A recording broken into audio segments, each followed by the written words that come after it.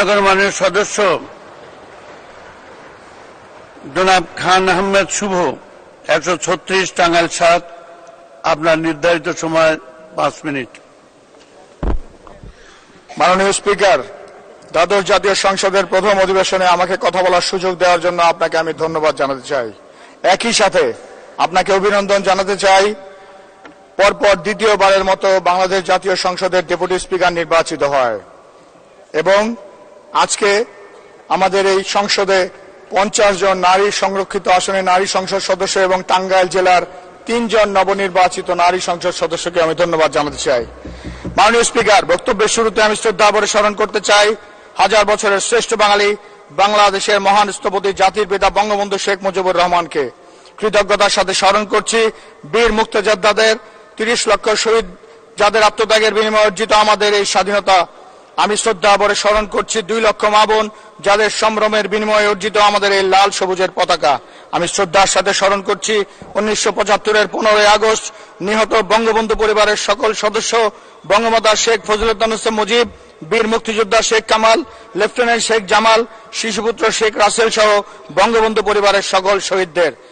আমি শ্রদ্ধা ভরে স্মরণ করছি 3রা নভেম্বর কারা অভ্যন্তরে নিহত জাতীয় 4 নেতা সৈয়দ নজরুল ইসলাম, তাজউদ্দিন আহমেদ, ক্যাপ্টেন মনসুর আলী ও AHM কামরুজ্জামান সহ 1952-র ভাষা আন্দোলন থেকে শুরু করে সকল গণতান্ত্রিক আন্দোলনে আহত ও নিহত আওয়ামী পরিবারের সকল সদস্যদের।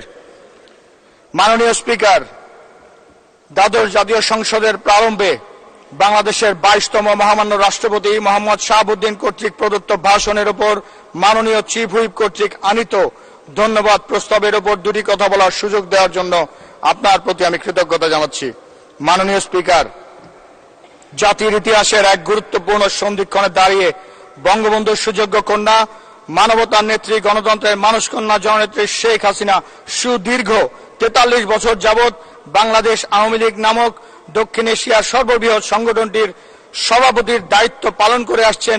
দূরদর্শী নেতৃত্ব, বিচক্ষণতা, দক্ষতা ও সুদৃঢ় ভিতের উপর দাঁড় করিয়ে দ্বাদশ জাতীয় সংসদ নির্বাচনে জাতীয় আন্তর্জাতিক সকল ষড়যন্ত্র রক্তচক্ষু উপেক্ষা করে অত্যন্ত সফলতার সাথে নির্বাচনী বৈতরণী পার করে টানা 4র্থ মেয়াদে বাংলাদেশ আওয়ামী লীগ নামক সংগঠনটিকে রাষ্ট্রীয় ক্ষমতায় নিয়ে এসেছেন এবং মাননীয় মহান নেত্রী জননেত্রী শেখ হাসিনা পরপর 4 বার সহ 5 বারের মতো বাংলাদেশের প্রধানমন্ত্রী নির্বাচিত হয়েছেন। সেই জন্য আপনার মাধ্যমে মাননীয় প্রধানমন্ত্রীর প্রতি আমি শ্রদ্ধা ও অভিনন্দন জানাতে চাই। মাননীয় স্পিকার, আপনার মাধ্যমে আমি বাংলাদেশ আওয়ামী লীগের সভানেত্রী ও বাংলাদেশের 5 বারের প্রধানমন্ত্রী জননেত্রী শেখ হাসিনার প্রতি ধন্যবাদ ও কৃতজ্ঞতা জানাতে চাই যে তিনি আমাকে একজন মুক্তিযোদ্ধার সন্তান হিসেবে আমার পিতা বীর মুক্তিযোদ্ধা জননেতা ফজলুর রহমান ফারুক সাহেব যে আসন থেকে বারবার সংসদ সদস্য নির্বাচিত হয়েছিলেন, সেই একই আসনে পরপর 2 বার তিনি আমাকে মনোনয়ন দিয়ে সংসদ সদস্য হওয়ার সুযোগ করে দিয়েছেন। আমি ধন্যবাদ জানাতে চাই 136 টাঙ্গাইল 7 মির্জাপুর আসনের সকল ভোটারদের যারা এই দ্বাদশ জাতীয় সংসদ নির্বাচনে নৌকার উপর আস্থা রেখে আমাকে বিজয়ী করেছেন।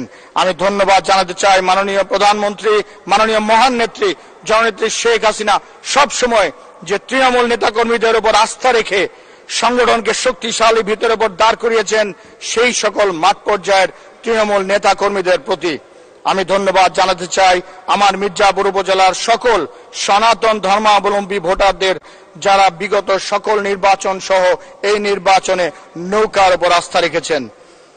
আমি ধন্যবাদ ও কৃতজ্ঞতা জানাতে চাই সেই সকল তরুণ এবং নতুন ভোটারদের যারা প্রথমবার ভোটার হয়ে মাননীয় প্রধানমন্ত্রী জননেত্রী শেখ হাসিনার ঘোষিত স্মার্ট বাংলাদেশ গড়ার প্রত্যয়কে রূপদানের জন্য নৌকায় ভোট প্রদান করেছেন। আমি ধন্যবাদ জানাতে চাই সেই সকল প্রবাসী ভাইদের যারা জীবিকার তাগিদে প্রবাসে অবস্থান করেও এই নির্বাচনে আত্মীয় বন্ধু বান্ধব সকল শুভানুধ্যায়ীদের প্রতি বদলে যাওয়া বাংলাদেশকে আরো এগিয়ে নেওয়ার জন্য নৌকার বুকে ভিন্নভাবে কাজ করেছেন। মাননীয় স্পিকার, মুক্তিযোদ্ধার সন্তান হিসেবে 2 মিনিট বাড়িয়ে দিবেন। আমার বাড়ি পাবনা নয়, কিন্তু মির্জাপুর। আপনার যাওয়া আসার পথ আমার উপর দিয়ে 2টা মিনিট বাড়িয়ে দেন। ধন্যবাদ। প্রধানমন্ত্রী 2 মিনিট পাবেন। 2008 সালের নির্বাচনে ঘোষণা দিয়েছিলেন ঘরে ঘরে বিদ্যুৎ পৌঁছে দিবেন। সে সময় এটা স্বপ্ন মনে হয়েছিল, কিন্তু আজকের বাস্তবতায় আমার মির্জাপুর উপজেলা শতভাগ বিদ্যুতায়িত একটি উপজেলা। মুজিব বর্ষে মাননীয় প্রধানমন্ত্রী ঘোষণা দিয়েছিলেন কোন মানুষ ভূমিহীন থাকবে না। আজকে আমার মির্জাপুর শতভাগ ভূমিহীন মুক্ত উপজেলা। মাননীয় স্পিকার, আমার মির্জাপুর উপজেলাটি 14টি ইউনিয়ন, একটি পৌরসভা নিয়ে গঠিত, যার 6টি ইউনিয়ন পাহাড়ি অঞ্চল, 8টি ইউনিয়ন নিম্নাঞ্চল। সেই 8টি ইউনিয়নের মানুষ, নিম্নাঞ্চলের মানুষ বছরের প্রায় 4 মাস পানিবন্দী থাকে, পানির নিচে অবস্থান করে, যাদের যাতায়াত ব্যবস্থা থেকে শুরু করে গর্ভবতী মা, অসুস্থ রোগী, যাদের যাতায়াত অত্যন্ত কষ্ট ও দুর্বিষহ হয়ে যায়।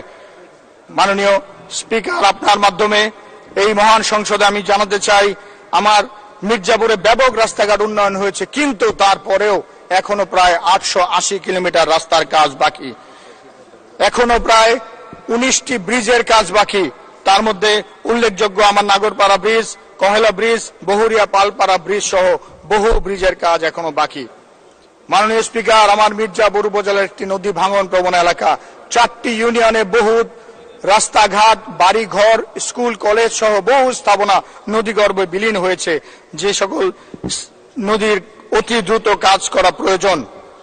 মাননীয় স্পিকার, পরিশেষে আমার মির্জাপুরের মানুষের 14টি ইউনিয়ন, একটি পৌরসভার ভোটারদের উন্নয়নে মাননীয় প্রধানমন্ত্রী স্মার্ট বাংলাদেশ বিনির্মাণে এই সংসদ কার্যকর ভূমিকা রাখবে, এই প্রত্যাশা রেখে মাননীয় মহান নেত্রী, বিশ্ব মানবতার নেত্রী, জননেত্রী শেখ হাসিনা, যিনি আমাকে মনোনয়ন দিয়ে এই সংসদে কথা বলার সুযোগ করে দিয়েছেন, সেই মহান নেত্রীর দীর্ঘায়ু ও সুস্থতা কামনা করে আমি আমার বক্তব্য শেষ করছি। জয় বাংলা, জয় বঙ্গবন্ধু। আসসালামু আলাইকুম।